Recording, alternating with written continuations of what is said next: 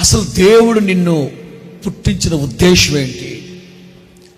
ఏ ఉద్దేశంతో, ఏ ప్రణాళికతో దేవుడు నిన్ను సృష్టించాడు అది తెలుసుకోవాలి.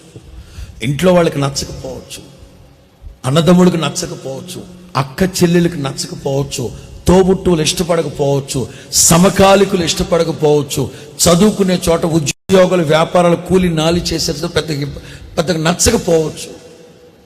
కానీ అసలు దేవుడు నిన్ను సృష్టించిన ఉద్దేశం ఏమిటి? Different purpose. ఎంతసేపు డబ్బు సంపాదిద్దామనే, ఎంతసేపు వ్యాపారాలా, ఎంతసేపు లోక సంబంధమైన ఆశలేనా? వాక్యం ఏమంటుంది?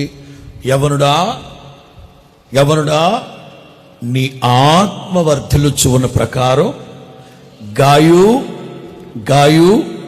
యవనుడా నీ ఆత్మ వర్ధిల్లుచు ఉన్న ప్రకారం అన్ని విషయాల్లో నీవు వర్ధిల్లుతూ సౌఖ్యముగా ఉండవాలనని నీ కొరకు ప్రార్థన చేస్తున్నా.